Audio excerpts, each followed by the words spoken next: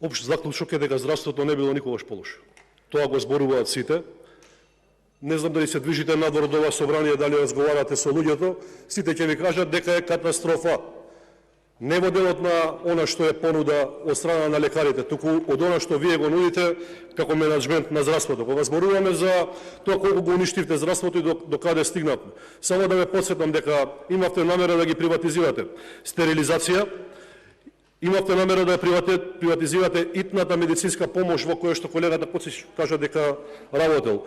Имавте намера да ја приватизирате трансплантација. Исто така, ние ја спречивме таа намера тука во собранието. А она што се случува посебно со онкологија, стварно, ниту сакам да го злоупотребам, ниту сакам да фрлам лоша црна дамка на тоа, но сепак реалноста е таа што е, односно луѓето протестираат затоа што се навистина загрозени човековите права тука. Благодарам.